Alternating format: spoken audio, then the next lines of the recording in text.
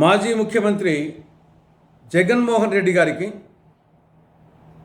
ప్రభుత్వం అసాధారణ రీతిలో 986 మంది భద్రతా సిబ్బందితో భద్రత కల్పించడం అనేది ఇది ఏమాత్రము సహేతుకం కాదు, సమంజసం కాదు.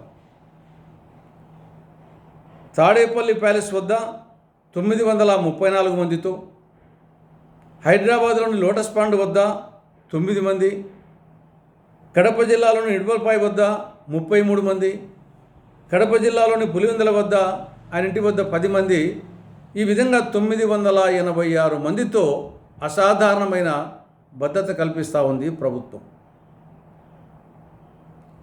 ఇవి కాక మళ్ళీ ఆయన కుటుంబ సభ్యులకు, ఆయన సతీమణికి 4 మందితో, ఆయన తల్లికి 3తో భద్రత కల్పిస్తూ ఉంది. కేవలం ఈ భద్రతా సిబ్బంది అయిన ఖర్చు ఈ 5 సంవత్సరాల్లో 296 కోట్ల రూపాయలు. ఇది ఎవరి సొమ్ము? ప్రభుత్వ సొమ్ము. ప్రభుత్వ సొమ్ము అంటే ఎవరిది? ప్రజల సొమ్ము. ప్రజల సొమ్ముతో 296 కోట్ల రూపాయలతో ఈ విధంగా అసాధారణ భద్రత కల్పించడం భావ్యమా? ప్రాణహాని అన్నామా? ప్రతి ఒక్కరికి ప్రాణహాని ఉంటుంది.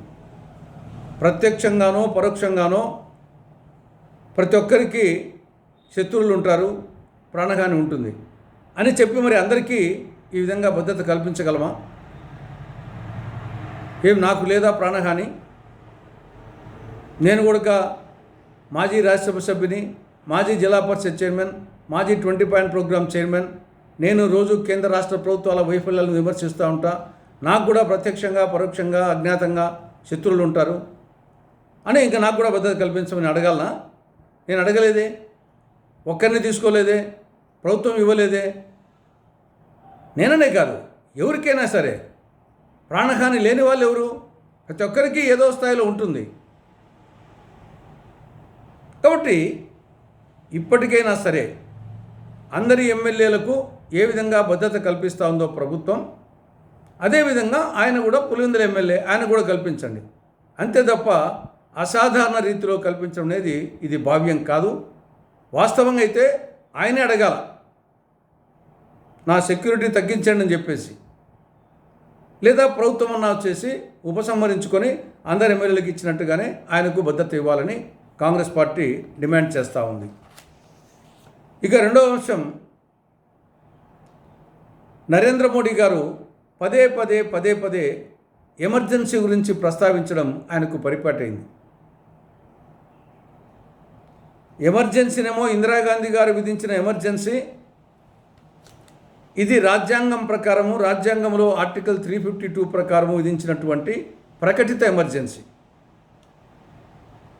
ఇది ఉన్నింది 21 నెలలు. మళ్ళీ ఆవిడే ఎమర్జెన్సీ ఎత్తేసింది, ఆవిడే ఎన్నికలు నిర్వహించింది. ఎమర్జెన్సీ ఎన్నికల తర్వాత దేశంలో కాంగ్రెస్ నష్టం జరిగింది, కానీ ఉమ్మడి ఆంధ్రప్రదేశ్లో 42 సీట్లకు 41 ఎంపీలు గెలిచిన నేపథ్యం ఉంది. కానీ ప్రస్తుతం జరుగుతున్నది ఏమిటి? నరేంద్ర మోడీ గారి నేతృత్వంలో గత 10 సంవత్సరాలుగా రాజ్యాంగ విరుద్ధంగా అప్రకటిత ఎమర్జెన్సీ జరుగుతూ ఉంది. 10 సంవత్సరాలు. అక్కడేమో సంవత్సరము 9 నెలలు, 21 నెలలు.